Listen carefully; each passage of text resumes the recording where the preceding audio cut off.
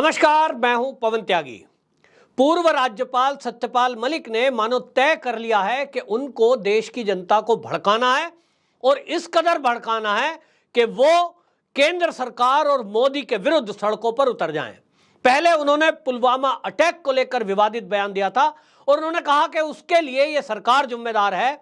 उस समय के गृह मंत्री जो कि राजनाथ सिंह थे वो जिम्मेदार हैं, उनकी लापरवाही से ये अटैक हुआ है और ये जो सरकार है 40 जवानों की लाशों पर चल रही है। इस तरह के बयान दिए थे जिससे कि अर्धसैनिक बलों के अंदर आक्रोश फूट जाए और कहीं ना कहीं देश की सुरक्षा को खतरा पैदा हो जाए।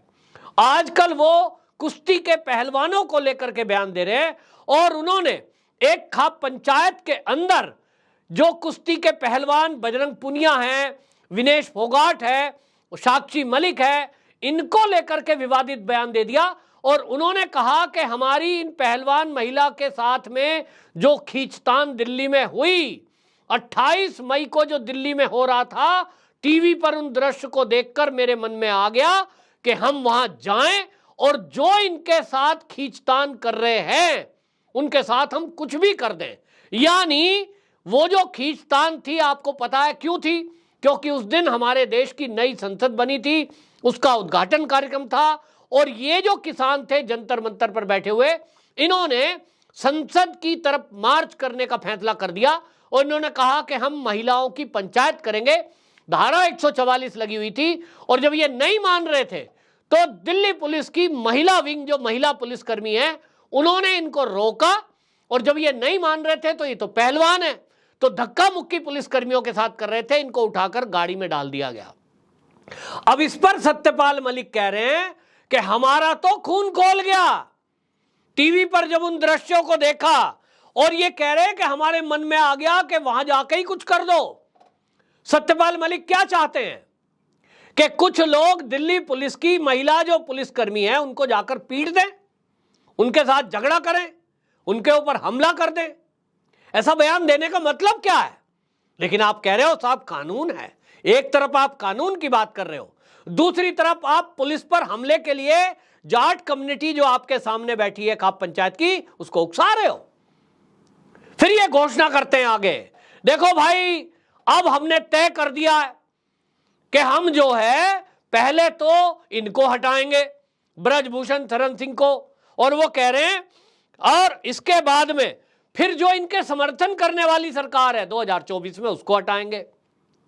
और वो ये घोषणा कर रहे हैं कि मेरे पास तो राजस्थान से फोन आ रहे हैं, वहां के लोग कह रहे हैं कि ये जो खिलाड़ी है इनको राजस्थान में घुमवा दो। यानी पूरी योजना बना रखी है कि ये जो खिलाड़ी हैं इनके द्वारा जो आरोप लगाए गए, जिसके बारे में मीडिया में जो खबरें चल रही हैं कि साहब वो आरोप लगाए गए फर्जी हैं, उसमें दस्तावेज फर्जी हैं, ब्रजभूषण शरण सिंह उस डेट में दिल्ली में नहीं थे जिस डेट का विनेश फोगाट जो है आरोप लगा रही है। अब ये षड्यंत्र की बू जो आ रही थी, अभी तक लोग चर्चा कर रहे थे कि ये कहीं ना कहीं एक षड्यंत्र दिखाई दे रहा है, कहीं ना कहीं एक टूल किट दिखाई दे रही है, कहीं ना कहीं सरकार को बदनाम करने की एक साजिश दिखाई दे रही है। और लोग ये कह रहे थे कि जिस तरह से इसमें सत्यपाल मलिक कूदे, जिस तरह से इसमें चंडूनी आए, जिस तरह से इसमें राकेश टिकैत की बयानबाजी हुई, जिस तरह से इसमें अरविंद केजरीवाल, ममता बनर्जी और कांग्रेसी आकर बैठ गए, इस धरने प्रदर्शन में मोदी की कब्र खुदने तक की बात हो गई, मोदी के विरुद्ध फालतू की बातें करी गई। आंदोलन जीवी पूरे एक्टिव थे। लोग कह रहे थे कि ये 2024 तक चलाने वाला आंदोलन है। जिस तरह से किसान आंदोलन को चलाया गया था और 13 महीने वो आंदोलन खींच दिया, जिसके कारण देश की बदनामी हुई और कई राज्यों की सरकार बनाने में कहीं ना कहीं माहौल क्रिएट किया गया। अब भी इसी तरह से लग रहा है। और इसमें राकेश टिकैत के बयान देखिए, उन्होंने कहा है कि ये सरकार ने 3 कृषि बिल जो वापस लिए, 13 महीने आंदोलन चला था, तो ये जो पहलवानों का आंदोलन है ये भी लंबा चलेगा। और इसके बाद आप पहलवानों के बयान देखिए, जो ये तीनों पहलवान हैं, क्योंकि ये सरकारी नौकरी में है, रेलवे में है, साक्षी मलिक, बजरंग पुनिया, विनेश फोगाट, इनको जब अमित शाह से मुलाकात हुई है, अमित शाह गृह मंत्री से मुलाकात के बाद जब इनको लग गया कि इनको कोई राहत मिलने वाली नहीं है, इनका फर्जीवाड़ा का खुलासा हो गया है और इन्होंने जो आरोप लगाए हैं वो बेलेवल है, उसमें कोर्ट तय करेगा, वहां सब जिरह होगी, सबूतों पर बात होगी, और अगर ये दोषी हुए, जिस दिन कोर्ट का फैसला होगा, आप देखना ब्रजभूषण शरण सिंह मानहानि का दावा इनके ऊपर करेंगे। तो इनको लग गया कि यहां तो फंस गए, नौकरी भी जा सकती है, क्योंकि इनके ऊपर एफआईआर दर्ज हो गई है कि नौकरी से आप जिस तरह से बिना बताए आंदोलन में कूद पड़े, आपको छूट मिलती है केवल अपने कुश्ती के जो प्रैक्टिस है उसमें जाने के लिए, या आप खेलने के लिए आपको छूट मिलती है, ना कि राजनीति करने के लिए आपको छूट मिलती है। तो अमित शाह ने कह दिया कि भाई कानून अपना काम करेगा। और हां, रेलवे की नौकरी की बात आप कर रहे हो कि साहब नौकरी में हमारे खिलाफ कोई कार्रवाई ना हो, वो रेलवे विभाग देखेगा, और इसलिए पहले आप नौकरी ज्वाइन करो, फिर उसके बाद वहां अधिकारी और जांच तय करेगी कि आपके ऊपर क्या कार्रवाई होनी चाहिए। और जैसे ही ये सोच रहे थे कि गृह मंत्री अमित शाह इनको कोई आश्वासन दे देंगे, वो आश्वासन सूत्रों के हवाले से बताया जा रहा है कि इनको कोई आश्वासन मिला नहीं। उसके बाद ये तत्काल नौकरी पर पहुंच गए। लेकिन उसके बाद के बयान देखिए, साक्षी मलिक, ये बजरंग पुनिया, ये क्या कह रहे हैं, हमारा आंदोलन अभी खत्म नहीं हुआ है। ये तो हमें पहले से ही पता है। क्या बता रहे हो आप? ये जो आप कह रहे हो, अगर बयान ऐसा होता, बजरंग पुनिया, साक्षी मलिक, विनेश फोगाट अगर ये कहते हैं कि साहब हमने आंदोलन खत्म कर दिया है, अमित शाह जी देश के गृह मंत्री हैं, उनसे हम मिले, उन्होंने हमें बता दिया है और आश्वासन दिया है कि कानून अपना काम करेगा, उसमें कोई दखलंदाजी नहीं होगी, तो हम उनके आश्वासन पर कि भाई कानून काम कर रहा है और पुलिस जांच ठीक कर रही है, हम अपना आंदोलन खत्म करते हैं और हम अपनी प्रैक्टिस पर ध्यान देंगे, हम अपनी नौकरी पर ध्यान देंगे। लेकिन पहलवानों ने ऐसा बयान नहीं दिया। अगर वो ऐसा बयान देते तो देश में ताज्जुब होता कि भाई पहलवानों को सद्बुद्धि आ गई, ये तो धरना प्रदर्शन कर रहे थे, ये तो कस्में खा रहे थे कि बिल्कुल जंतर मंतर से नहीं उठेंगे जब तक ब्रजभूषण जेल नहीं चला जाएगा। ये तो उठ गए, ये तो नौकरी चले गए, ये तो अमित शाह के कहते ही ये तो अपने काम पे लग गए। अगर ये अखाड़े में जाकर प्रैक्टिस करने लगते, देश को ताज्जुब होता। लेकिन जो बयान आया है, हम आंदोलन खत्म नहीं करेंगे, आंदोलन जारी रहेगा, नौकरी को हम 10 सेकंड में छोड़ देंगे, बजरंग पुनिया ने कहा है। तो भाई छोड़ काहे नहीं दी? मेडल बहाने चले गए थे गंगा जी में, तो आपने छोड़ी क्यों नहीं? ये सवाल उठ रहा है।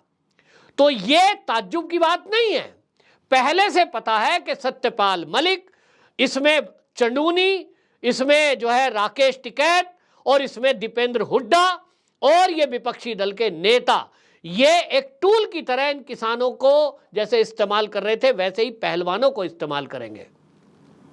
और अब पहलवान इनकी टूल किट का हिस्सा है, ये सत्यपाल मलिक के भाषण से तय हो गया। जिस तरह से उन्होंने ओपनली बोल दिया, शायद गलती से मुंह से निकल गया होगा, उन्होंने अंदर की बात बता दी कि राजस्थान के कांग्रेस के नेता मुझे संपर्क कर रहे हैं और वो कह रहे हैं कहीं ना जरा राजस्थान में पहलवानों को घुमाओ।